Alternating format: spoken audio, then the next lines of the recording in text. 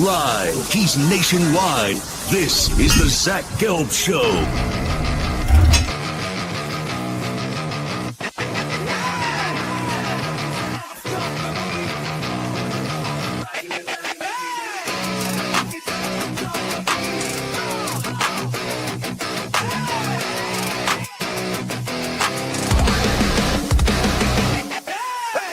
Here's your host, Zach Gelb.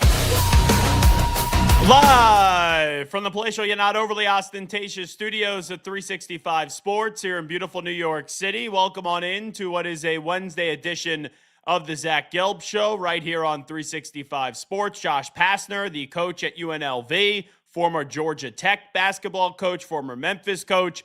He's going to stop on by 30 minutes from now at 2:30 p.m. Eastern time. You could always get at me on the good old cesspool of Twitter or on Instagram where I'm straight flexing at Zach Gelb. That's ZACHGELB. Or you can get at me on TikTok at the Zach Gelb Show. Make sure you find our YouTube channel. Most importantly, youtube.com/@365SportsYT. youtube.com/@365SportsYT. Make sure you subscribe. I got Logan, I got Andrew, I got Garrett back in our Waco, Texas studios. And we will start the show today with the biggest story right now in college basketball. It's always weird to say that it involves a team that's not playing in the NCAA tournament when you're this late into the season, as we have the Sweet 16 tipping off tomorrow. And hopefully we have 2 great days of Sweet 16 play on Thursday and Friday before we get into Elite 8 Saturday and Sunday. But UNC did what eventually felt like was the inevitable. We told you yesterday, UNC knew they wanted to break up with their significant other. They just didn't want to be the one to say it. As you wait and wait and wait, and Monday turned into Tuesday, and Tuesday during the day turned into Tuesday evening. Eventually, UNC said, we're going to stop the bleeding, and they fired Hubert Davis. They could say it's a parting of ways, whatever they want to word it, it's fine. Hubert Davis still wanted to coach the UNC Tar Heels. UNC no longer thought he was the right man. And quite frankly, I commend UNC because in the immediate aftermath, Garrett, of the VCU loss, for about 5 hours, 10 hours or so, I really thought that Hubert Davis, quite frankly, he wasn't the man last year when I was talking to Roy Williams and I said it to his face. This year, when you saw them lose to VCU, I said he will eventually get fired. I just didn't know if it was going to happen this offseason. And when you had Tyler Hansborough go on the field to 68 and be critical of the loss and be critical of Hubert Davis, then you had one of his own players in Joel Berry come on this show and the thing went viral. And you had other players speaking out. When your own inside the family speak out, that's where you're kind of trapped, and that's when you need to do something. Because the standard of North Carolina is to be competing for a championship. And outside of their first year with Hubert Davis as the head basketball coach, they have not looked like a bona fide, legitimate national championship contender. And if they were going to the Elite Eight, if they were consistently going to Elite Eights and Final Fours, and if he had one other appearance where they got to the Elite Eight or a Final Four, in addition to the year where the first year they got to the national championship game and blew that massive halftime lead, then I think it's a different conversation. But after they lost in that national championship game, they declined an invite to the NIT. Then they made a Sweet 16. Then they won a playing game, and they lost in the round to 64.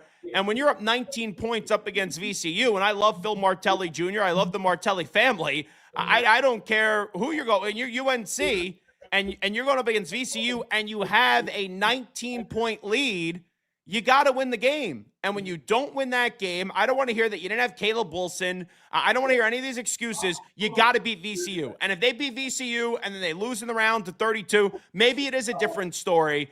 But I just did not know the day after they lost that game to VCU if they were going to fire Hubert Davis. This offseason, I thought it would be the following year. So I give credit to UNC that they did rip off the Band-Aid, and obviously it changed. And I told you on Monday that he was going to get fired. But And really Saturday when I was going to AC, I felt like he was a dead man Yeah. walking. But the fact that they ripped off the Band-Aid now and didn't just let this bleed for another year where it inevitably would have been leading to Hubert Davis getting fired. Because once people are out on your coach, it's very tough in college athletics. Like you could have one redemption year.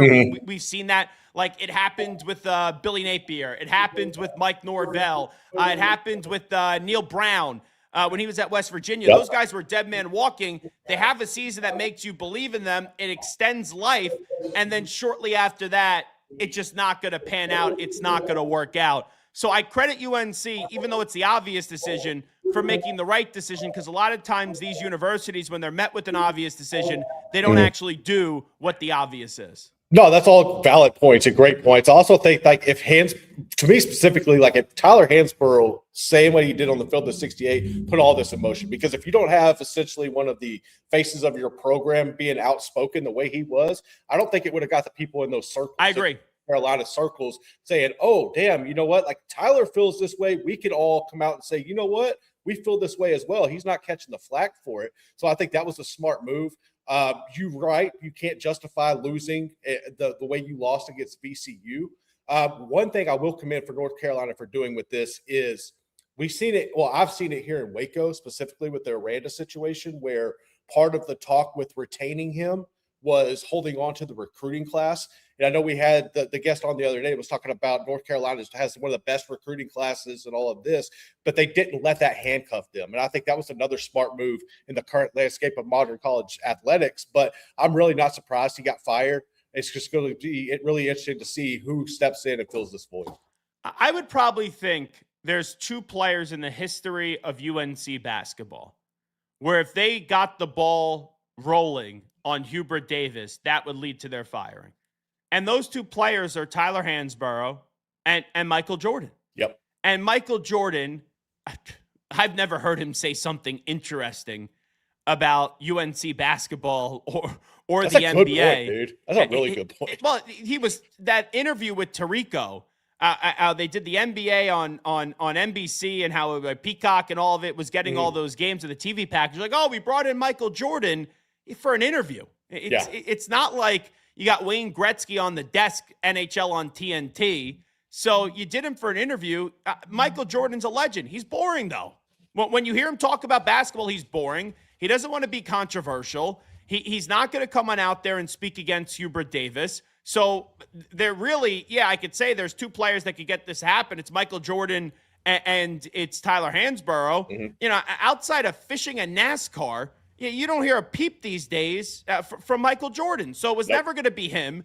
So Hansborough's saying it, and not only saying it, but I watched that entire thing because honestly, I think people are gonna think that this sounds nuts. I think I played a role in the firing of Hubert Davis. Well, the interview helped. Going viral helped. And what I mean by that is the Field of 68, they do a good job.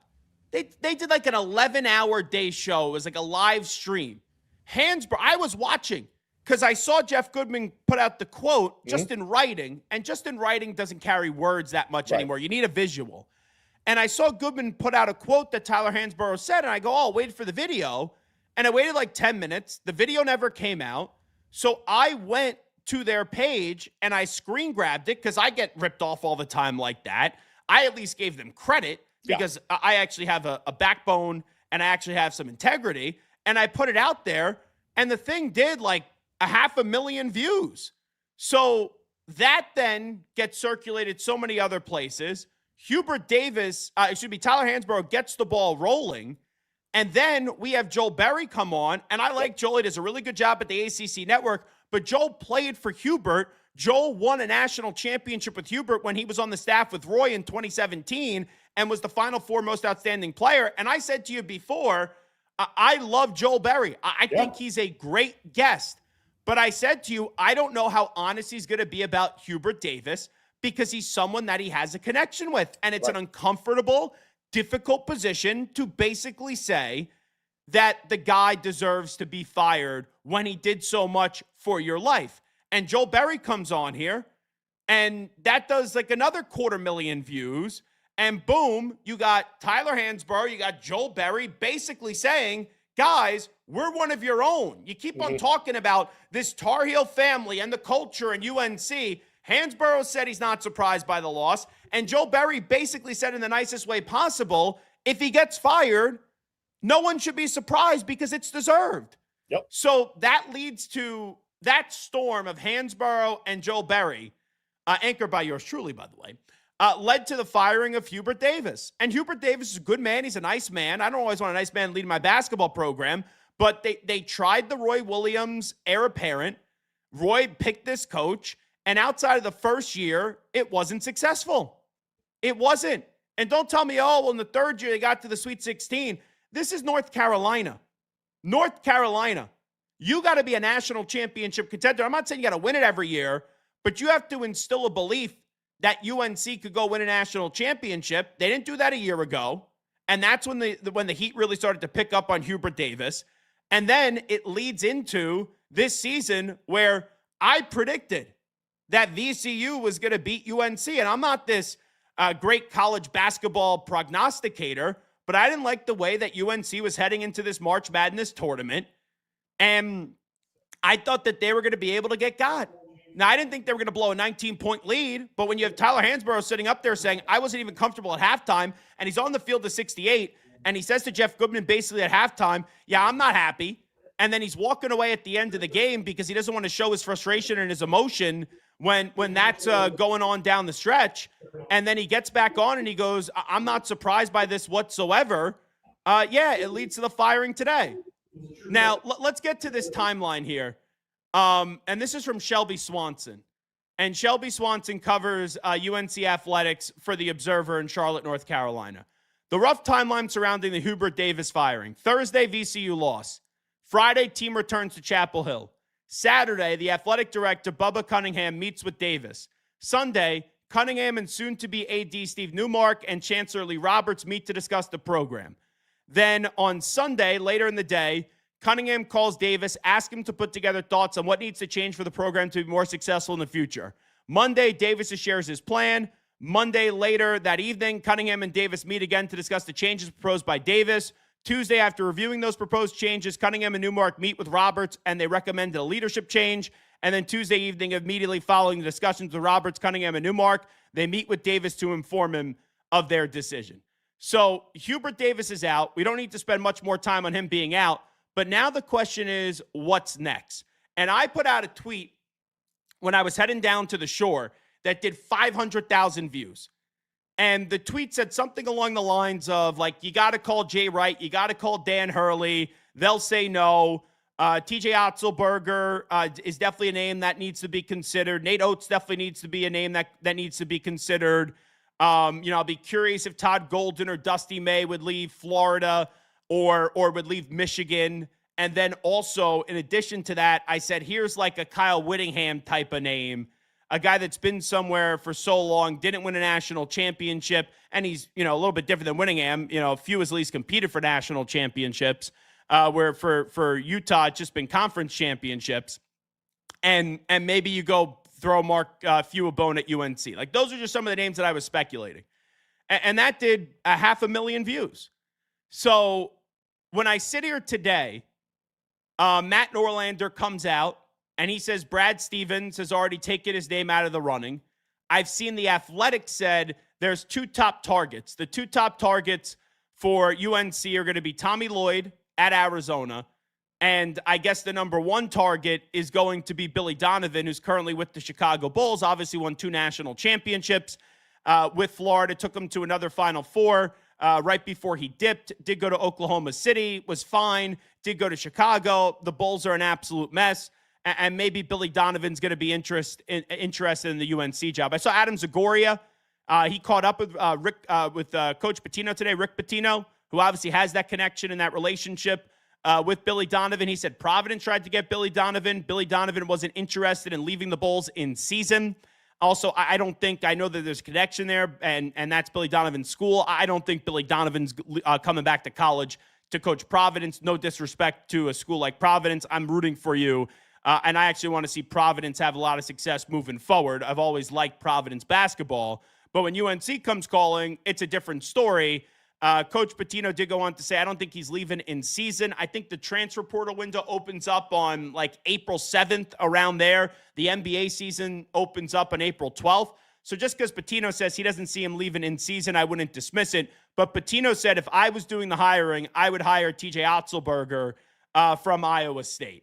So that's kind of the latest there. Let's get to some video, and then I'll give you, kind of my pecking order on what I would do if I was running the search for UNC. This is former UNC player, played under Hubert Davis when Hubert Davis was an assistant coach in Justin Jackson on the Hubert Davis firing. And this was on Sirius earlier today.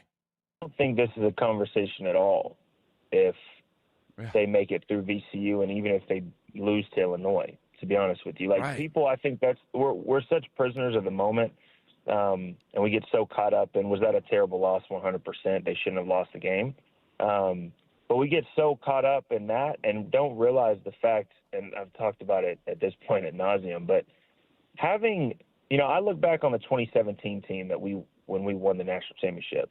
If you take me or Joel Berry or even a Kennedy Meeks or any of those starters or made players out of the equation, we don't win that national championship, right? And so then that entire season looks completely different. That's not giving an excuse to this year's team. But before Caleb Wilson, when he was coming back from his original hand injury, people were talking about this North Carolina team like they had a chance to really make a deep run. And just because of this one loss, albeit a bad one, just because of this one loss, it's almost like everybody completely forgot that aspect of things. And so I think if they win that game, and even if they go on and they lose to Illinois, I think he's still in the seat. Everybody's still set in place and where they were. And it's not even a conversation. We're talking about, okay, what guys are we getting in the transfer portal as opposed to, okay, who are we getting to be the head coach? But the reality of the situation, Justin, is they did lose that game. And if they did win, maybe it's not a conversation. But even if they won that game up against VCU and they went on to lose the second round game, am I changing my belief from where it was a year ago that I don't feel like Hubert Davis is going to win a national championship at UNC? I'm not. And that's the situation. If they lost this game, which they did to VCU, and there was still a sentiment that, let's say, if Hubert Davis had really successful previous seasons, that this was the right guy for the job. Like, let's say last year they went to the Elite Eight, and then this year they lost in the first round. I think it had a different feel. But Garrett, the last two seasons, there was just no belief, really. And I would disagree with a little bit of what Justin Jackson would be saying. Like, even when they had Caleb Wilson, I know they had some good wins this year, and I was on one of the calls for Compass Media Networks when they came back and they beat Duke. I never feared North Carolina. I'm not going to tell you that I thought North Carolina was this bad basketball team this year, but I just thought they were good. I never thought they were great. I never thought they were a powerhouse this year, and I never thought they were going to win a national championship. And yes, the loss to VCU highlights it and puts the exclamation point on the Hubert Davis firing. But the reality of the situation is now for the last 2 years, unless if you are wearing North Carolina blue glasses, you haven't looked at this team as a national championship contender. I think there's a large, even populace of North Carolina fans that would look at it and say we haven't been a national championship contender. I just think that's where they've fallen. I don't know if it's like roster mismanagement. I don't want to blame the injury. I don't like blaming the injury on this season and how things unfolded, especially in the tournament. Like, there's Texas Tech has lost JT Toppin, and I know they got bounced. TJ Otzelberger and Iowa State lost their best player. They're still cruising. So I don't like using excuses. I know every situation is different. You could use the injury excuse that, hey, they lost. Maybe they win that game with Caleb Wilson at VCU, but still at the end of the day, and this is no disrespect to VCU, it's VCU. Exactly. Like, you should be able to beat VCU even without Caleb Wilson. If it goes later in the tournament and you're missing that little extra flair, then I think it's appropriate. So you could say they didn't have Caleb Wilson. Even though they don't have Caleb Wilson, can anyone, even after watching that game, no disrespect to any of the players on VCU, does anyone actually remember anyone that was on VCU? No. So, like, that's the thing. It's not that they lost Caleb Wilson, and they could have used it as an excuse later. It's that they still lost the game. Like, you should be able, if you are North Carolina, I'm not saying they had to go win a championship this year, but bare minimum, they should have been able to still get out of the first round. Well, you should have been. It's really inexcusable. And then, like, when you're looking around at all of the other blue blood programs that are still having success and you're the odd man out, yeah, there's going to be a lot of questioning and pointing. The whole Hubert Davis hire, the tenure never really felt like the right fit. And I'm not surprised that we're at where we're at.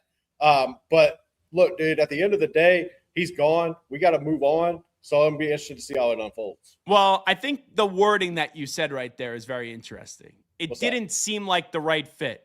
Well, for North Carolina fans, when they hired Hubert Davis, that was the North Carolina way. He's a North Carolina guy. Roy Williams hand-selected him. And that's why I can't understand for the life of me. Whenever I comment a name that isn't the North Carolina way for this job, whether it's Nate Oates, Todd Golden, like whoever it may be, you guys sit there, North Carolina fans, some of you, and I'm not saying all of you, but the ones of you that are pretentious and are like, oh, we're North Carolina. We have a certain standard. We have a certain way.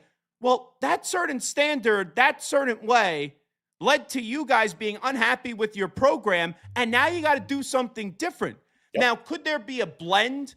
Could you maybe bring in a guy like Billy Donovan, who has a national respect, hasn't coached in college basketball since 2015, but has won 2 championships, right? Has been in the NBA for over a decade now. Could he come back, and could that feel like a North Carolina coach? Yes, but you need to do something that's outside of the family. And if that is your prerequisite, that you have to do something inside the North Carolina family, like, what are we doing? You just did that, and it didn't work. It didn't work whatsoever. Like, I have North Carolina fans saying, what about Jerry Stackhouse? Did you see Jerry Stackhouse at Vanderbilt? And look what happens when he's no longer there and what Byington's now doing in the last 2 seasons. So this idea and this way that we're warped in our old ways of we need to do something that's the North Carolina way. Well, the North Carolina way, which has been wildly successful, which has been a blue blood program, which has been a level of dominance, now in this new era of college sports, which is completely different of anything you did in the past, your way wasn't working. No. And that's why Hubert Davis is out. And I'm sick and tired of these older, great, legendary coaches picking their guys. Boeheim, Autry. You look at what transpired with North Carolina, Roy Williams picking Hubert Davis. You know, I know Duke is looking like it's getting right with John Shire, so that is one that is working. But Jay Wright going with Kyle Neptune. 3 out of those 4 failed. 3 out of those 4 failed. And that's why I always want a genuine search. And now UNC has no choice but to do a genuine search. So let's hear from their man that's about to be their new athletic director, Steve Newmark, as they have that complicated situation right now with Bubba Cunningham. Here was Steve Newmark last night in the change to fire Hubert Davis. For us to do right by the Carolina family, we have to make sure we get the best candidate possible, the one who can lead us for years to come and have us competing for national championships on an annual basis.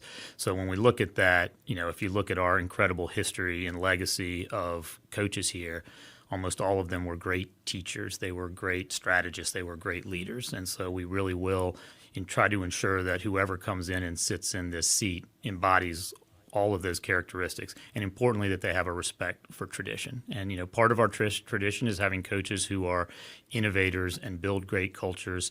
And then at the end, we also need to recognize that the landscape continues to change in collegiate athletics. And so we need to have somebody who is adept and understands that and will be able to navigate that going forward. So a bunch of generic things there that people could pick and choose things that they want to hear to fit their narrative on whoever they want as their next head coach. Let's go to Matt Norlander of CBS. He listed some potential replacements earlier this morning for Hubert Davis. What are you expecting, what are you hearing, at least right now, in terms of candidates who could be on that short list to get the UNC job? Yeah, I've been talking with a few sources here going back about 5 days now, and here are the names you need to know for North Carolina, as has been told to me that the school and its leadership will be initially targeting. Brad Stevens, yes, that Brad Stevens, he is on the list. Whether or not he would seriously consider this remains a very, very, very open question. There's a lot of skepticism that he would even consider it. However, I did talk to a source about Stevens in the past week, and that source did say that, internally Stevens has not swore off ever coaching again. It's not like he left the sidelines with Boston to go into the front office and he'll never do it again.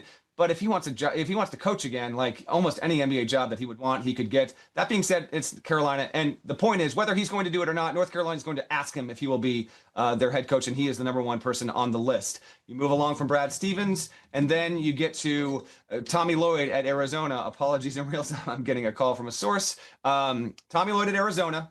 You move to Dusty May at Michigan.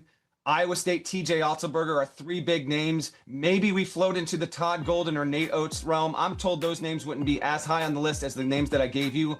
Lloyd, May, Otzelberger, I think are the three primary ones with college coaching experience and are active right now. And then also a name you don't see on this list is another name, Billy Donovan.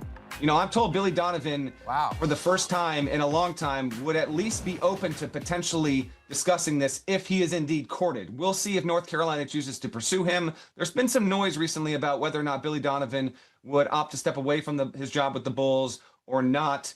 But when you consider his track record, consider the lessons and what he's learned and gotten better at the NBA level too as well. So in a nutshell, I do think Stevens, Donovan, NBA ranks, and then Tommy Lloyd, Dusty May, TJ Otzelberger. I think that's a strong five to start with. It's North Carolina. If this job still is clearly, undeniably one of the 3 or 4 best in college basketball, then I think it lands one of those 5 names at some point in the coming week or two. And then earlier this morning after that report, Norlander came out and he said Brad Stevens, so I never expected to leave his comfy job with the Celtics, said pretty much through sources that I'm going to take myself out of the running. I'm not interested at being the head basketball coach at UNC. Billy Donovan is an interesting name with what he's done in the sport, even though he hasn't been in it since pretty much for over a decade. Jeff Goodman, who knows Billy Donovan well, was on the field of 68. This is what Jeff Goodman had to say about Billy Donovan potentially being the next man at UNC. Guard. I was texting with him earlier. He didn't give me anything. I think, again, Billy's a very loyal guy. Very loyal. I've said this over and over. He's the coach I miss the most that has left college basketball, whether it's the guys who retire, whether it's the guys who left for the NBA, whoever.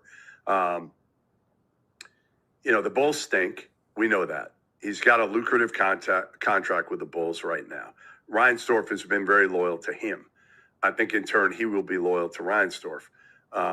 However, there are a ton of people in Billy Donovan's circle right now that have told Billy Donovan, get the hell out of there.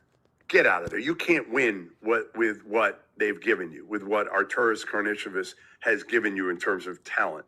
So go to Carolina and have a chance to win the whole thing again and change your legacy a little bit from, again, being a coach in the NBA that for a long time just hasn't had enough to be able to win at a high level. If I'm Billy Donovan and I could get the UNC job, I'd leave the Bulls in their current state for UNC. Now, is that the right decision in terms of UNC? We'll get into that a little bit later on in the show. Dusty May has been a name that's been thrown out there. Here was my conversation yesterday with Dusty May. I knew eventually his name would get thrown into the mix here. I think it would be a grand slam home run hire for UNC if they could land and pull Dusty May out of Ann Arbor. This is how Dusty May kind of answered the question yesterday when he didn't know what job necessarily. I didn't directly say which job I was talking about, but you had a feeling yesterday that UNC could open up and maybe even Kansas as well. This was before the Hubert Davis news. This was Dusty May. Kind of so stupid what we do as a media, because you get a job like Michigan and there are going to be other marquee jobs that open up in the coming weeks, and your name will get thrown out there. Like, is Michigan your dream job? Are you as happy as you ever been? I'm incredibly happy at Michigan. We love Ann Arbor. This place has been great to us. It's made us feel like home. No, my dream job was probably a really good high school in Southern Indiana. Isn't that crazy? Like, if I would have told you 15 years ago you'd be the head coach at Michigan, already coming off a Final Four at FAU and now in your second Sweet 16, 2 years on the job. What would you have told me back then? Do you think any of this stuff is possible? No, I told someone the other day, if you told me that I was going to be the third assistant at University of Michigan at this stage of my career, I probably would have thought that I hit the lottery. But you talk about dream jobs, it probably would have been Bloomington South or Bloomington North. Bloomington North is an old buddy of mine from travel ball, and in Bloomington South is a legendary coach, Jer Holmes, whose son's John Holmes, who's at Miami of Ohio now. And so I don't want to put any heat on those athletic directors, but those two jobs were probably my two dream jobs. I'm sure you'll get a few phone calls. The last thing I'll ask you, just because your journey is so awesome and you're so humbled and you've had so much success, when did you think, okay, I could be a head coach in major college basketball? When we had the success we had at Louisiana Tech, I felt like I was prepared, and then I missed on that job. And ended up going with Coach White to Florida. And then while being at Florida, I felt like I was prepared as you could possibly be to be a Division I coach. You're never fully prepared, just like being a parent. But I do feel like we'd had the requisite success. I'd put in the time and effort to learn every piece of the profession. But that still guarantees nothing. I think I had maybe one interview when I was an assistant coach at Florida. And so fortunately, there's a relationship with the AD at FAU, and the stars were aligned right even to get that job. They're incredibly difficult to get. There's only 360 of them in all of college basketball. And so very, very fortunate. So that was Dusty May with us yesterday before we officially knew that Hubert Davis was going to be out as the head basketball coach at North Carolina. Clearly, Michigan has their sights set on getting to the Final Four, getting through this weekend, potentially winning a national championship with their roster. But that speculation is not going to go away about UNC being interested in Dusty May. Let's go out to the guest line right now. Welcome in a man that was a head basketball coach at Georgia Tech, also was at Memphis. Now he just completed his first season with UNLV. And I believe today is the 1-year anniversary of it being announced, at least leaking online, from the school that he was the next head basketball coach at UNLV, and that's Josh Pastner. Coach, appreciate the time. How are you? Hey, Zach, good to hear from you and be on with you, and congrats to you on your move as well, too. And so congrats to you. And, you're right about being a year ago. So time has flown by. It was a hectic, intense year because when I got the job last year, the difference this year, the portal doesn't open until April the 7th. Last year, the portal was open like March 15th. And so when I got the job, which I got it kind of late, the whole team was already in the portal. We had nobody on the roster, and everything was moving so fast. And I had to hire a staff. I had to get a roster. I had to go raise money.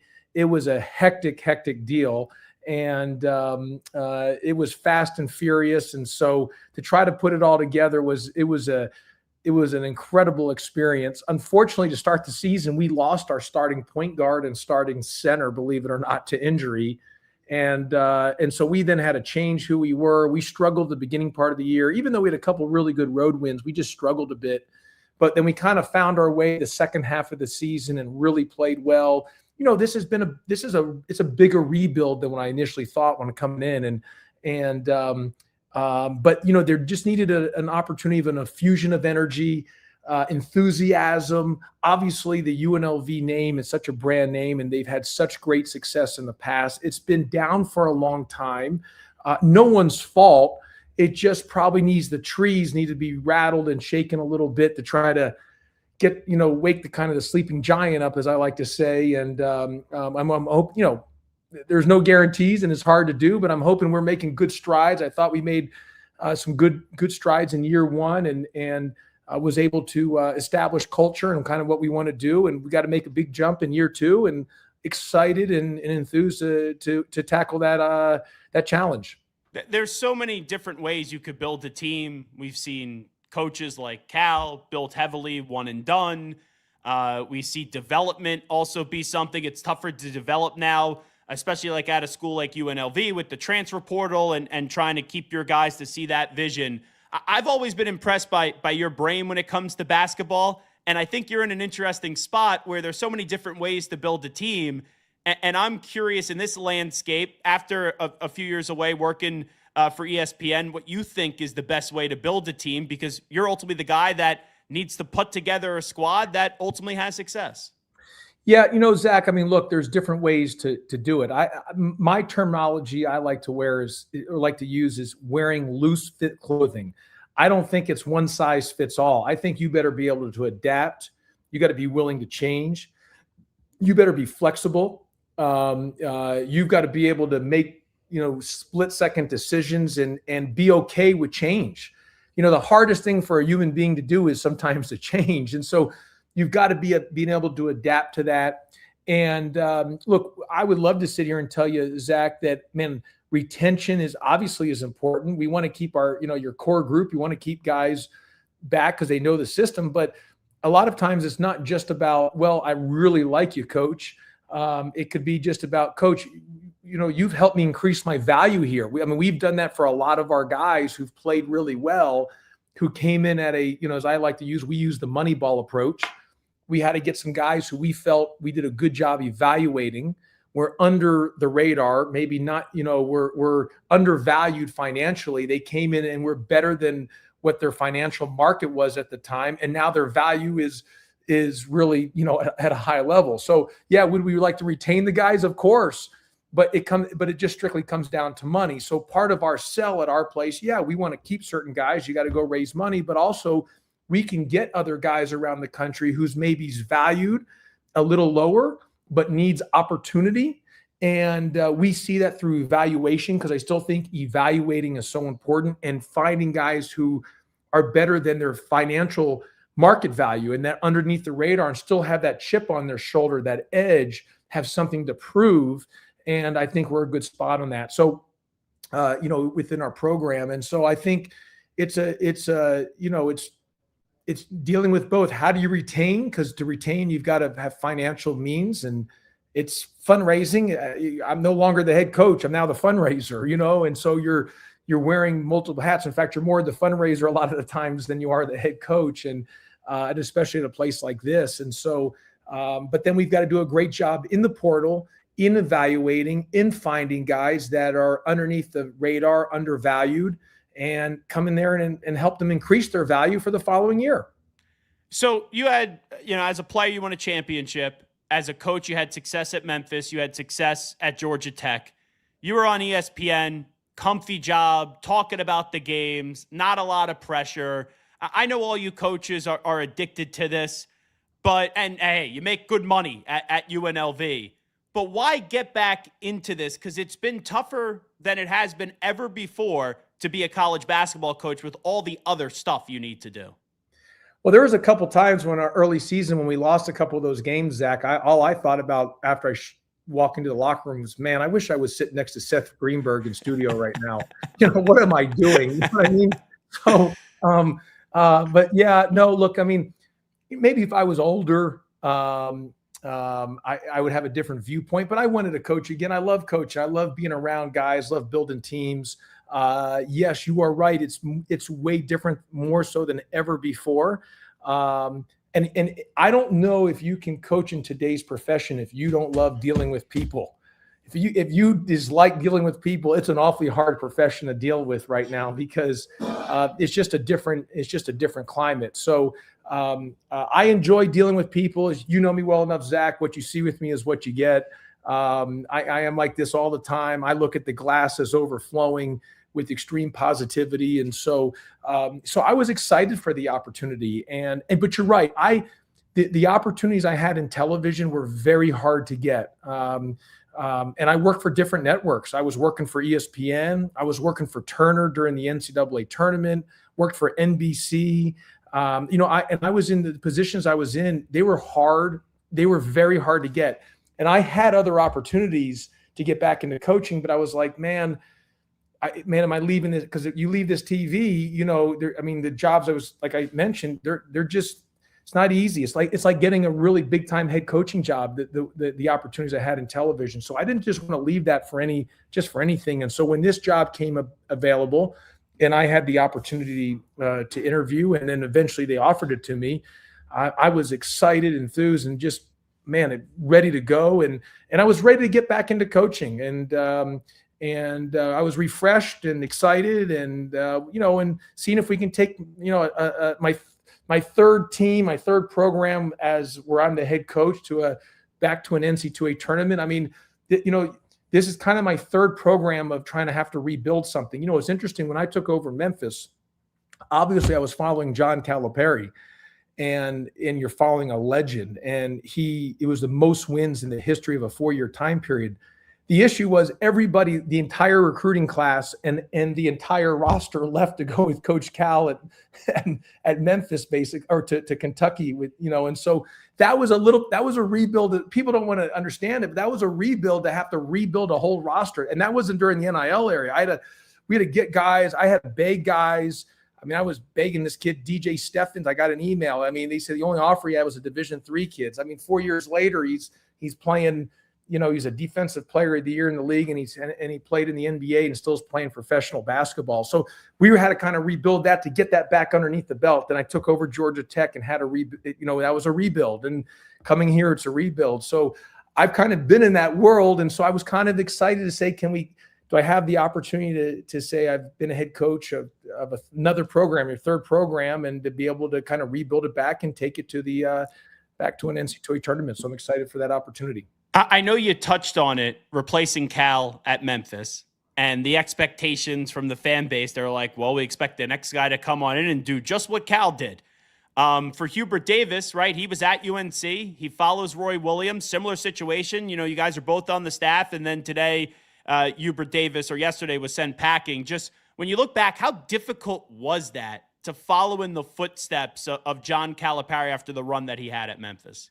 Well, yeah. I mean, look, I've told this to people. I mean, when I took over for Coach Calipari, I mean, it was his last 4 years at Memphis. It was the most wins in the history of the NC2A time period in a 4-year time period. I mean, he had won nearly 95% of his games in those final 4 years. It was unheard of. And so, and then he obviously went to Kentucky, and nobody wanted the job. I was the last man standing, and I said, yeah, I'll take the job. And I was at 31 at the time. And like I said, I had to rebuild an entire roster because we had the best recruiting class coming in, Zach.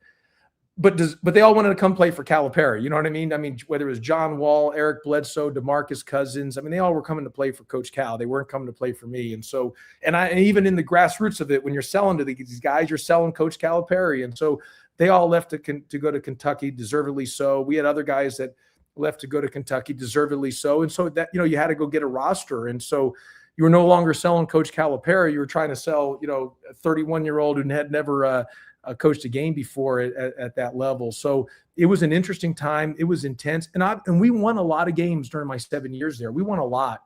But when you're always being compared to 95% winning percentage, it's, you're like, it's just not happening. And so that's just part of the deal. And I understood it. And so that was just part of it. But I loved every second of it. It was hard. It was a challenge. Like I said, we won a lot of games. It was just, that's part of it when you're replacing a legend. And Hubert Davis replaces Roy Williams. I think Hubert Davis had done an incredible job, incredible human being. They were rolling this year. They had the injury to the one kid, Caleb Wilson, and that really just derailed him. And that was just part of the deal. I mean, look, I said it in his first year that he ended up beating Duke in Coach K's last home game, and then he went to the championship game and beating Duke in the Final Four in the last, in Coach K's last game as well too. I said they should just give him a lifetime contract. He'll never, they should have a statue built of him. But that just shows you a few years later at a place like that, it doesn't matter. And so I think you look at his career record, he's done a great job. If he wants to coach again, he'll coach again. He's an incredible human being, and he's a very good basketball coach. But sometimes that's just part of the business that we're in. And it'll be interesting to see who North Carolina ends up hiring. I know you went to Memphis this year and you got a victory there. Penny Hardaway, and it kind of fits in this conversation. Like my producer Garrett and I, we were talking about this 2-3 weeks ago. We're like, the Memphis fans want Penny Hardaway out. I go, like, yeah, they haven't gone to an Elite Eight or a Final Four. They haven't won a national championship, but I think Penny Hardaway's done a pretty damn good job at Memphis. And I just thought some of that conversation about maybe that being the end of the road for him there at Memphis, it's like, how much better can you really get at this stage? Well, here's what I would tell you about Memphis. You can't understand the Memphis job unless you coached in it. It's in a 30 to 50 mile radius. It's like being the head coach of the Green Bay Packers or the New York Yankees. I mean, it's a very, very intense job. Larry Finch, who's the all-time winningest coach at Memphis and was a historic player there at Memphis, led Memphis State at the time when Gene Bartow was a coach to the championship game against UCLA where Bill Walton was 21 for 22. And he's an iconic figure there in Memphis. If you ask his wife, Larry Finch's wife, she'll tell you that here, and he was a legend of a player and the winningest coach, all-time winningest coach in Memphis. The job killed him because people turned on him. They were so negative to Larry Finch because he didn't, as you mentioned, he won a lot, but didn't advance as far as they wanted him to go. And so the pressure of the job got to him. And she said it really affected his health in a real bad way because of the pressure from the city, from the fan base. People were counting on him and people turned on him. I mean, she told me that, and it really, unfortunately, hurt his health. And like I said, they should do a 30 for 30 on Larry Finch for what he did at that time period in the 70s after the assassination of Dr. King in Memphis, for him to choose to go to Memphis and kind of bridge a lot of racial tensions, to bridge everyone together through basketball by Larry Finch and his play on the court. It's an incredible story. And then he was, like I said, he was an incredible coach, but that's the intensity of the job. And you can see it in Penny Hardaway. I mean, Penny Hardaway's done a great job there, and he's a legend. I mean, he's one of the great players ever in college basketball and had a long-time NBA career, as famous as you get with the shoe deal with Little Penny, and was in the Blue Chips movies, the movie, The Blue Chips. But people are upset at Penny. And that, and that's part of the deal, and it can affect your legacy. A guy like that, who's such an iconic figure in that city, is just one of the most intense jobs in all of college basketball.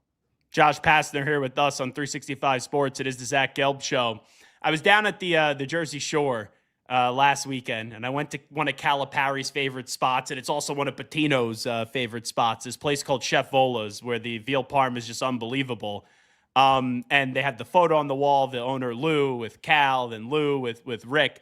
It got me thinking, though, now having you on and talking, and we'll get to Calipari in just a bit.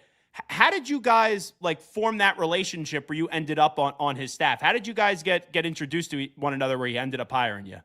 Yeah, I mean, look, we just through recruiting, and then William Wesley, they know him as Worldwide West, is a dear friend, and he connected us. But I knew Coach Calipari just via the recruiting world of battling for guys and stuff like that. And then when they had an assistant spot open,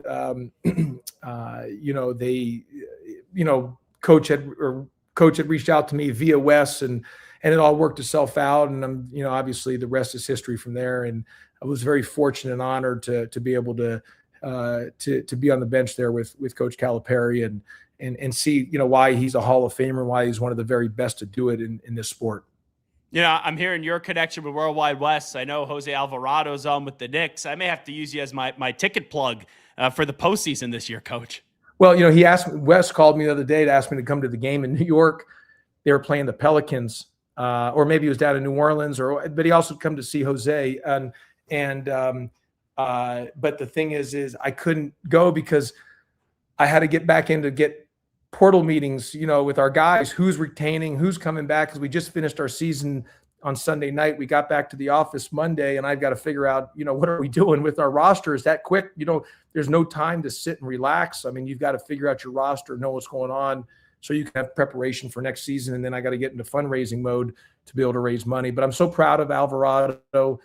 I know he's been really good there at the Knicks. And, I remember watching him in high school, and I remember in a 8 a.m. game on a Sunday morning in July, there was not a lot of people in the gym, and his AAU team had a couple really good players, and they were on the constant. It was a morning game. It was a bracket where it wasn't for the championship, and the guys, some of the high level players on his AAU team did not feel like playing, and Jose was went up to them and was so mad. I mean, he went into their right into their face. And he was diving for loose balls. He was playing so hard. And I was like, man, I got to have that kid at Georgia Tech. And everyone was telling me, Coach, he can't play in the ACC. Too small, not athletic, not quick. But I'm like, man, that guy's just, I said that winning to him is more important than breathing.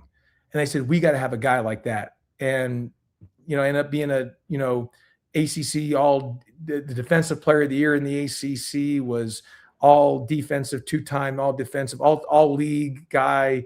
And now, he's had, playing a long time in the NBA. And so it just shows you that, when you have what he has, anything's possible. You guys had Moses Wright, right? Didn't he win the player of the year there too? Moses Wright won the player of the year as well too. I had the ACC player of the year and the ACC defensive player of the year. In fact, Moses Wright, we had, he was on the B team. He was a 0-star recruit because you couldn't find him anywhere because he played on the B team of their AAU team. And he was in the back gym. You know what I mean? It wasn't the back gym. It was 3 back gyms. And his only other offer, he had a small Division II offer. And people thought I was nuts when I took him. And I said, man, I think this kid's going to be a good player. And let alone down. And he couldn't get off. He was not good his first year with me. But then middle of his sophomore year, he started kind of showing it. And then the next 2 years, he was outstanding. And both guys, after we won the ACC championship, both Moses Wright and Jose Alvarado, NIL just came into fruition at that time. Both guys asked me for $75,000 to stay. And Georgia Tech was like, we're not doing that. This is an academic school. We're about academics. We're not going to get in the NIL world. And I'm like, man, these guys just won $75,000. That's nothing. We can go, if we keep these 2 guys, we'll have our whole team. We can go to the Final Four. We might even can win the national championship. I got the player of the year and the defensive player of the year from the ACC. I'm talking the ACC when there are 6 Hall of Fame coaches in that league, and about 2 or 3 more are going to be in the Hall of Fame. Not the ACC today, where there's good coaches and good players, but that ACC that we were in was 6 Hall of Fame guys and about 3 more going to be in the Hall of Fame. And I said, man, we can go to the Final Four. We could go to the Final Four, maybe win this thing if we can keep. They didn't want to do it. If I could have done everything over, and today they would have been worth whatever, $3 million each kid, for crying out loud. If I could have done it over again, I should have just literally found a way to get the 75 for each kid, and who knows what would have happened. And so I look back on that. Now it's worked out for both young men because they've both been professional. They both are pros. But you sit there and say, and what could have been, and it just didn't get done, unfortunately. And no one's fault that I'm not blaming on anybody. It just we should have done it. And I take as much. I should have just found a way to make it work for 75 for each kid. And then so we had to start all over, and because we lost our whole team after that, because once those guys left, other guys left, and we had to kind of start over and try to build it back up. And that was just unfortunate. I wish we could have done it over again, pay each guy 75. Yeah, I didn't know that story, and now obviously the times are different. 75,000, you would be running away saying we got highway robbery. It was just starting NIL, and Georgia, it was so anti it because they wanted to do because it was about academics. Old school, yeah. And I could see where this was going as forward thinking, and so I wasn't blaming them. It just I should have done a better job of just figuring out and just getting it done and saying, hey man, we this could change the complete landscape of Georgia Tech. And yes, at that time, that's what the going rate for the ACC player of the year and the defensive player was 75,000 at that point. But now it's, times that by 10 for crying out loud. It's like getting on a stock when it first becomes available. Right. What advice would you give to Coach Cross coming in there to Georgia Tech now? I think Scott Cross is going to do a great job. I think he's a really good basketball coach. I think Ryan Alpert, the athletic director there, made a great hire, and look, Damon Stoudemire worked for me, and Damon's a friend, so I think Damon did a lot of good. I mean, his first, I know the last 12 games they had struggled, and there were some struggles there, and but his first 2 years, Damon had a lot of great wins. They beat Duke. They had some great wins there. He did a great job. I know they lost some guys in the portal, and it's not an easy job. But I think Damon did a good job as well too. But I think Scott Cross is going to do a great job there, and win big. I think he's one of the best coaches. He's an outstanding defensive coach. He finds guys diamonds in the roughs, and I think he's going to win big there at Georgia Tech. I love Coach Calipari. I thought it was time, though, for him in Kentucky to split, for him to reach a Sweet 16 his first 2 seasons at Arkansas, getting what you're getting now out of Darius Acuff, and that's going to be a heck of a game over a school you know very well in Arizona. Just what do you think it means to Cal to have this next chapter get off to such a successful start? Well, I mean, look, I mean, he's one of the best to ever do it. I mean, his ability to motivate, he's the best ever motivator there is. His teams are really good. They've always played so darn hard. Everyone talks about how great of a recruiter he is, which he is, but it's not easy when you have a lot of really good players to mesh them together and have that chemistry. And he's able to do that. He's got a gift. And he's, like you said, back-to-back Sweet 16s. I think this game versus Arizona. Now, personally, I think Acuff's going to need to score 30-something, 35 to win the game. Like Acuff's going to have to put him on his back. And Acuff's good enough to do that. I think Arizona's, and they just beat Utah State, and Utah State's a really good team. We had swept them this year, Utah State. And so it was the first time for UNLV to sweep Utah State since 13-14. In fact, we won at Utah State. It's actually easier, Zach, to beat the New York Knicks in Madison Square Garden than it is to beat Utah State at Utah State. They have the best home court advantage in all of college basketball. It's incredible. That's why any coach there, I mean, you just win in 17 games off the bat because you're almost impossible to lose at home. They have such an incredible home court advantage, Utah State. But Utah State's a really good basketball team. Jared Calhoun, who's the coach, is now at Cincinnati. They are a great rebounding team, and Arizona just smashed them on the glass. So I say this to say I think Arizona and Tommy Lloyd, those guys, they are really good. I think them and Michigan are the 2 very best teams in all of college basketball. And you were just showing your interview with Dusty May. But I do think that Arkansas, talent-wise, can go win the game because you have this isn't a plays game. This is a players game. And they got a guy that if it wasn't for AJ DeBansa, you could say Acuff could be the number 1 pick in the draft. And what he can do scoring-wise and putting the ball in the basket, and they're going to need him to score about 35 and put him on his shoulders, and he's capable of doing that. I'll tell you, the thing that I just look at with Arizona is pressure, because Tommy Lloyd has never made it past the Sweet 16. He's been an unbelievable coach. And then you have 2 unbelievable freshmen at Arizona and Berries and Koa Pete. I just wonder if that game is tight when you got freshmen and you got a coach that hasn't lost a lot of games, that hasn't got past the Sweet 16, how they'll respond to that pressure. Yeah, I mean, I'll say Arizona's had the best wins in all of college basketball this year, as in terms of overall. They beat Florida neutral site. They won at UConn. They obviously won the Big 12 championship, which is probably the best league in college basketball. They obviously won the regular season and the tournament championship. They've had incredible wins. So and Tommy Lloyd's an incredible coach. I mean, if I'm North Carolina, I'm going after Tommy Lloyd. You know what I mean? So, I mean, I think Tommy Lloyd's one of the very, very best coaches in the sport. And I could see Tommy Lloyd. I mean, look, he can stay at Arizona for the next 30 years. He can go to North Carolina. He can go coach in the NBA.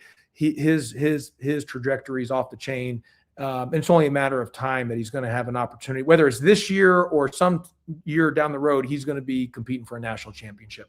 Who do you think ultimately get that UNC job with it just opening up? I don't know. I mean, you probably know better than I do, Zach. You see all the same names. They talked about Billy Donovan, obviously Tommy Lloyd, as I mentioned, Nate Oates, Dusty May, but everyone's got big buyouts. You know what I mean? The only one that doesn't have a big buyout, I think, is Billy Donovan, maybe because he's in the NBA. I don't know. And Otzelberger too. Yeah, TJ Otzelberger, he's an incredible coach. So I think a lot of it could come down to the buyout. If it is Billy Donovan, and we know what he did right at Florida, he hasn't been coaching college in over a decade, being with the Thunder and the Bulls. What would that reaction be as someone that's so heavily involved in college basketball? Everyone, his name, like just him and Brad Stevens' names gets mentioned for any big jobs. And the 3 guys that get mentioned for any big job is Jay Wright, Brad Stevens, and Billy Donovan. So, you saw Bill Self talked about he might retire. He didn't say he was retiring, but he talked about his press conference. He's got to get back home, talk to his family. Obviously, he's had some health issues. There's a possibility North Carolina and Kansas could be open. So could Billy Donovan come back? I don't know if Billy Donovan would want to come back. Of course I know him, but I don't know him like that. And he would be successful no matter what. But it's also a different day and age. It's a different game. And, I'm telling you, it takes a lot of energy to be able to coach in today's game. Last thing I'll ask you, and I really appreciate the time today and the extensive time. A year and a day ago, I had you on the show. You were in this white room, and I was talking about your future. And I go, Coach looks like he's in a weird room. Like usually you're in an office. You were outside in the past. And I go, you getting back involved in coaching? And you said, I love where I'm at ESPN, but if the right job came available, I would come back. And then 4 hours later, boom, UNLV is hiring Josh Pastner. What did you know when you were on with me? You know what, Zach? I didn't know anything. In fact, I was that evening, before I got on with you, or right after I got off with you, I was interviewing for another job. Had asked me to interview. It wasn't UNLV. I had interviewed with UNLV a couple of days before. I hadn't heard anything. I just moved on. I wasn't even thinking about it. And then out of the blue, I know I wasn't the first choice, so I probably, as guys turned it down, they finally said, we got to get somebody that wants to be here. And they called me, and when I saw their phone call, I assumed they just called to tell me. This was like a couple hours after you and I talked. I just assumed they called me to say, hey, man, we appreciate you, but we're going to go to another. So I wasn't expecting. Boom, boom, boom. It was like within 30 seconds in the conversation, they said, "You want to be a running rebel?" And I was like, "Yeah, let's go." And then from there, it was just pandemonium. So you were about to interview for another job. Yeah. Wow. That's crazy how that works. Crazy how it works out. Yeah. I was sitting there. I was like, is he in a room somewhere in Las Vegas? And I had to call the other people and tell them I appreciate everything. But I'm moving in another direction. It's just funny how life works. You just never know. Well, continued success. We're excited to see what you're going to build at UNLV. We're always rooting for you. Appreciate you jumping on board with us today. Thanks, Zach. Appreciate you having me, my friend. There you go. Josh Pastner. So much fun whenever we get him on the show. It is a Zach Gelb show on 365 Sports. We'll take a break. When we come on back, we got to speculate on UNC. Who could potentially be taking that job next? Who's going to be their next head coach? I'll tell you what I would do. Garrett Ross will tell you what he will do. We'll give you 5 names each when we continue after these short messages. The 4-burner, side sear burner with Clearview glass stainless steel grill from Monument Grills. Made of tempered glass, which is strong, insulated, and allows you to check your grilling without lifting the lid. Our porcelain-coated cast iron cooking grids offer a large cooking surface of 513.3 square inches, primary cooking area, with even heat cooking. The Monument Grills include LED control knobs and are easy to light with pilotless electronic ignition. Better grilling, better value, Monument Grills. Protect your online privacy with NordVPN. Browse securely, access content from anywhere, and keep your data safe with military-grade encryption. Whether at home or on the go, NordVPN ensures your digital freedom. Stay secure. Download NordVPN today at nordvpn.com. That's NORDVPN.com.